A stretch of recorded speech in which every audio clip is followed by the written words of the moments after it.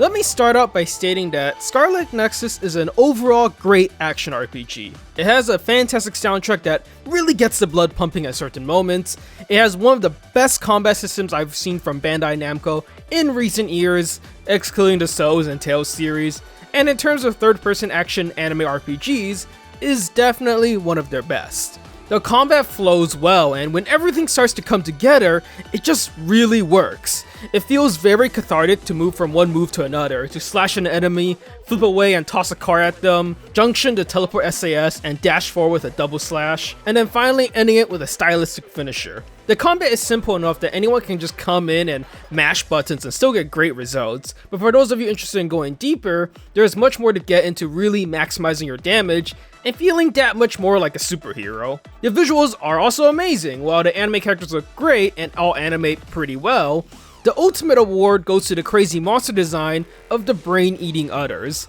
Masakazu Yamashiro does a great job of creating some monstrosities in the form of the udders, brain-eating natural disasters that are an amalgamation of organic and inorganic matter. The theme of Scarlet Nexus is great as well. The dystopian world of New Himuka, Seiran, and Totogetsu is a fantastic backdrop to a story about a world careening into disaster. Now, if I'm praising the game this much, there's obviously gonna be a but. And indeed, while some parts of Scarlet Nexus are really good, there are a couple of things that do bring the experience down a notch. The side quests in the game are criticized by pretty much everyone as being glorified fetch quests. The camera work can be pretty wonky when too many enemies show up due to how fast the combat is. The main storyline, while told decently, is full of roll your eye moments that have you wondering why these two protagonists are even fighting at times. And while the monster designs are incredible, the game suffers from a lack of variety, as even by the ending, you are still fighting many of the same monsters that you were fighting during the 1/3 point of the game. While Scarlet Nexus is a game not without its faults, I think the good far outweighs the bad, and if many of the recent anime RPGs from Bandai Namco has let you down with its mediocrity, Scarlet Nexus might finally be the game to turn that opinion around. Now with that summary out of the way, let's get a bit more into the details of what exactly Scarlet Nexus is in all aspects, and get a better idea of Yuito's and Kasane's journey in their brain punk world, as the director calls it. Scarlet Nexus takes place in the far future of humanity, in what I imagine is essentially future Japan. In this world, humanity has been pushed into the brink of destruction, with the entire population contained in a few cities, governed by New Himuka, along with a few outliers. The monstrous forces which have decimated humanity to this point are simply known as the Udder, amalgamations of organic and inorganic matter which subsist on human brains. The OSF, or Udder Suppression Force, is humanity's main bastion against these Udders, composed of humans who have been mentally enhanced, to the point of having supernatural powers like telekinesis, shooting fire, electricity, super speed, and so on. While most of humanity has already evolved into having psychic abilities of some sort, with non-psychics or duds being a rarity, the OSF have been enhanced to the point of being able to combat the monstrous Udders. Yuito and Kasane are both two new cadets who have just entered the OSF. One, a hopeful young man who hopes to save others, just like the mysterious young lady who saved him when he was young, whom of which, for whatever reason, looks just like Kasane, and the other, a stoic young lady who cares for little else aside from her sister Naomi. These two young cadets, while inexperienced, will be plunged headfirst into the darkness that lies underneath the uneasy peace that New Himuka has maintained up until now, forced into separate paths as they work to uncover the conspiracy that threatens to turn their world upside down. I think the story in Scarlet Nexus is actually presented fairly well. The brunt of the story takes place in dialogue scenes, with plenty of in-game still images and characters talking to each other, which, since I read visual novels, puts me right at home. The still images, while a little strange at first, do a pretty good job depicting the flow of each conversation. Aside from that, there are also cutscenes which are fairly plentiful, and do a great job of highlighting the action scenes. The story, while it's not anything groundbreaking in what it covers, most of what you will see is pretty predictable if you watched any number of sci-fi anime. The voice actors and characters do a solid job of making it interesting to watch nonetheless. I mean, it's fairly obvious just from the introduction that time travel is involved in the story, with the main character seeing a Kasane who saved him when he was young. It's like, gee, I wonder why in the present she doesn't recognize him and looks to be exactly the same age. odd, isn't it? Still, I'm firmly in the camp that even if your plot is predictable, as long as it's told decently, it can still make for an engaging experience, and Scarlet Nexus for the most part doesn't do too bad outside of a couple of contrived situations. I am always a huge fan of multiple perspective stories, where the story is split between multiple protagonists with all the main characters eventually converging for the final act. Now, while Scarlet Nexus has all the makings of this style of story, and you can certainly play it like it is, the actual game has you selecting one of the two main characters to play the entire story as. Yuito Sumeragi, the hopeful young man I mentioned earlier, or Kasane Rando, the stoic lady. Depending on who you pick, you'll play out the entire story from their perspective, with 4 different party members on both sides. While initially both sides seem fairly the same, by chapter 3 they split off entirely with both teams going on fairly different dungeons, adventures, which eventually converge for the climax. Personally, I feel like Scarlet Nexus should have just implemented both stories into a single playthrough, where they make the player switch between the two protagonists between each chapter during the midway point. While I did check out the first few chapters of both routes, I settled for playing Yuito's route by the big route split moment. And there was a whole lot of Yuito going, "Kasane, what's happening? Stop trying to stab me," throughout that route.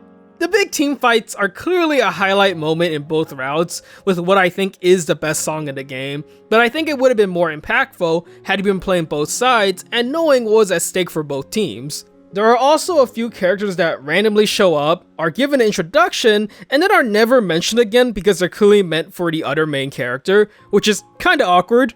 While you certainly can MacGyver your playthrough, playing both routes alongside each other, a lot of the other parts of the game like the dungeons and even the Bond episodes might start to seem like they drag on for a little too long playing them back to back like that. Ideally, they were just combined and streamlined together in the first place, but oh well. My personal recommendation is that play Scarlet Nexus on whatever route you feel like, and you find out by chapter 4 that you really enjoy the game, pick up the other one and play it back to back, chapter by chapter. If, on the other hand, you find the game to be pretty fun but not amazing, then just play one. The game is still a complete experience either way, and by the time you reach the ending, you probably won't have the inclination to play through the other route, since I feel like the main draw of the story is the mystery of what's going on, and once you already know, you kinda lose that drive to figure out what happens next. As I mentioned earlier, I think the setting to Scarlet Nexus is thematically fascinating. The cyberpunk world of New Himuka is a dark, gritty place where people are running around with superpowers, with advertisements and neon signs glowing and popping everywhere, where the government at a moment's notice can hijack a person's vision to show them whatever they want. Even people's eyes are controlled, with censorship bars appearing on bodies to prevent the loss of sanity, as they put it. There is a clear lack of respect and even disdain towards the duds, who make up a fraction of the population, and are a remnant of a bygone era when humans didn't have psychic powers. It's a fairly cool world they have set up, which makes it all the more of a shame that the actual city of New Himuka, which you run around in, is an entirely lifeless hub populated by NPCs who have absolutely nothing of note to say. I think the biggest missed opportunity for Scarlet Nexus was in how they treated the hub world. The only reason to wander around each area is to pick up the quests. Quests that are little more than just one guy saying something completely random, and then asking you to grab some materials or kill some enemies. You don't even need to talk with them again in order to turn in the quest, and can just do it through the menu screen, which, yes, while it's convenient, only serves to render the NPCs even more pointless. And just to add insult to injury, the rewards given for these quests are so worthless that usually it's an item that you can buy from the store or will never use anyways. These quests could have been an excellent way of fleshing out the world of New Himuka and Seiron, and maybe go into more of how these dystopias affect the average citizen, give some life to literally anyone aside from the main cast of characters, but nope, these quests are just as dead and lifeless as the NPCs who all have the same face and hair. While the quests are an absolute joke and might as well not exist, the actual quests with some story elements are probably the Bond episodes where you learn more about the other members of the OSF whom you party with. This is where the game gives each of the companions a bit more of a background, and also tries to explore many of the themes present in the story. The easiest way I can equate these bond episodes is that they function pretty much identically to social links in Persona, where you give gifts to your companions, and upon reaching certain thresholds, you power up your bond level with them. Along with viewing more scenes with your companions, each level grants more power-ups to your SAS, the superpowers of the game, and opens up more options during combat. The bond episodes themselves are fine, I just think that the hidden bond level up gauge is kinda wonky, where towards the later levels, I felt like I had to stuff a ridiculous number of gifts down a character's throat before I reached the next level, and thanks to these levels being locked depending on the chapter you're in, I didn't know whether I didn't put enough gifts in, or I just couldn't due to the chapter threshold. Team bond levels are absolute nonsense and depend on stuff like how many unique gifts you give, but the only things they unlock are a couple of team cosmetics, so they are thankfully ignorable. Of course, I saved the best for last, so let's get to what is Scarlet Nexus' strongest point, its defining feature, and the deciding factor of whether you might be interested in playing this game or not. It is the combat.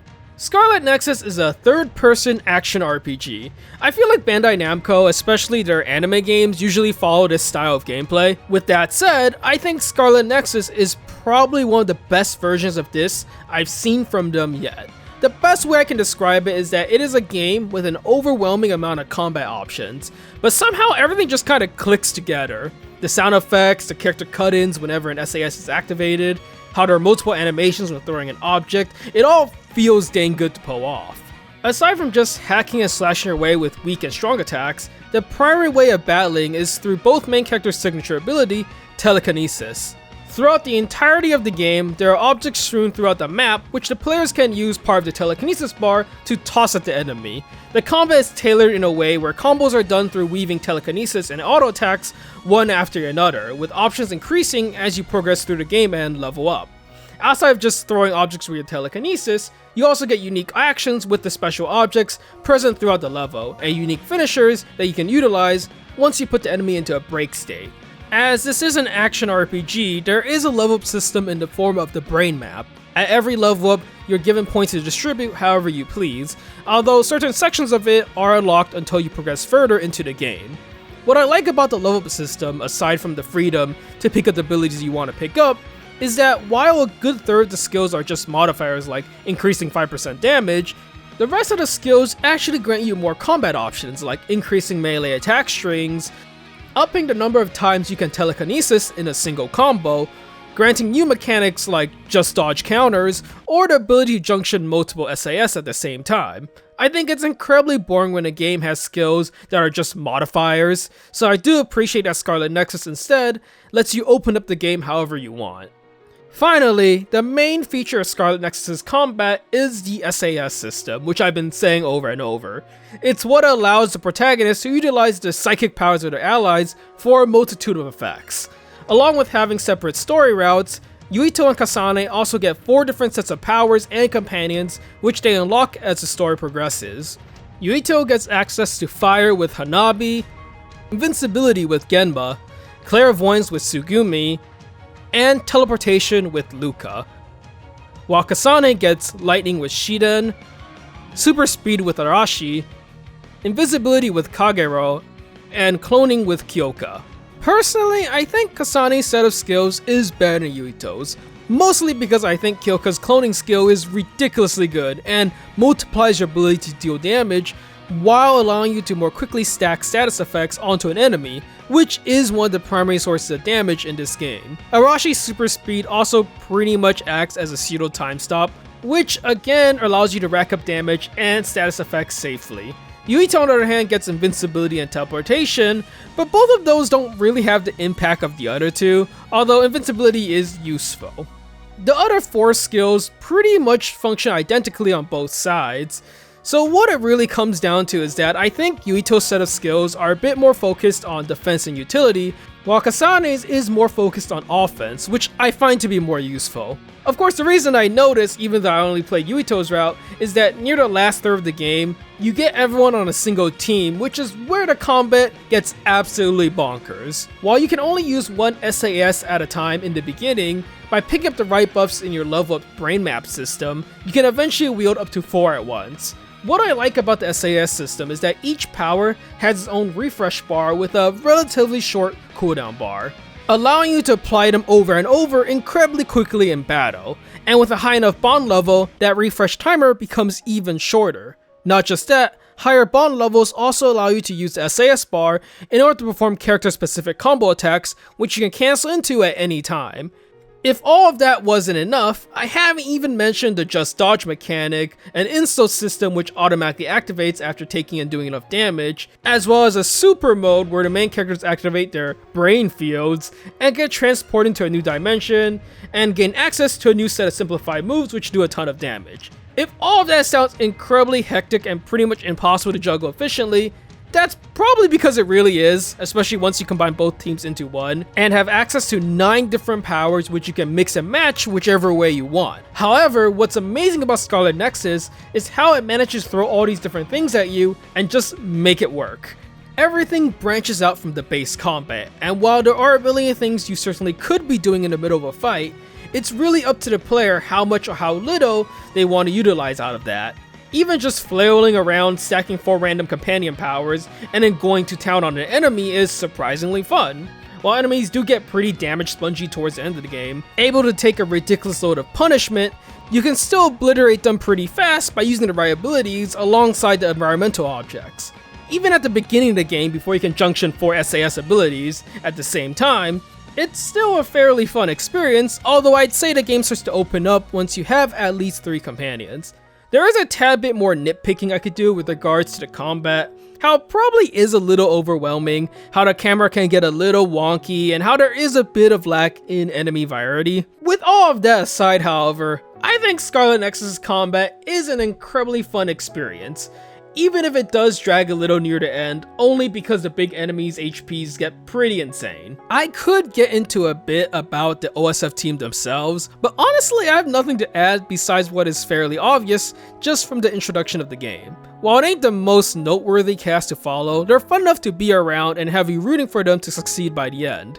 Setting aside the Tales series, which I love, I've been through enough of Bandai Namco's anime action RPGs consider that most of the time they are fairly average at best, which is why Scarlet Nexus really surprised me. Although perhaps I shouldn't be surprised at how much I enjoyed it, since the director and producer were both people who've worked on the Tales series. The combat is incredible, and the way the game introduces so many different options for the player to mess around with up till near the end of the game is done amazingly well. A lot of other games will probably hold back or have features become redundant, but Scarlet Nexus manages to integrate all these new abilities into the base combat. While the story is a fairly predictable affair with a couple of pretty contrived situations, I think it's good enough to keep the player wanting to figure out how it all ends. If you enjoy the anime art style and what you've seen here looks like a dang good time, then I'd say give Scarlet Nexus a try. It was a surprisingly fun experience, and definitely one of the best Bandai Namco has put out as far as their anime action RPG lineup is concerned. Although, again, to be fair, that's probably because they actually made it as opposed to just publish it, as they have published a lot of mediocrity when it comes to anime adaptation games. The comment section is down there if you want to share your thoughts on Scarlet Nexus or anything Bandai Namco related. Like button if you enjoy what you saw, subscribe if you want to support the channel, and notification and bell buttons to stay updated on when the next one comes out, which should be coming out sooner than this one at least. That'll be it for this one. See you later. Till next time.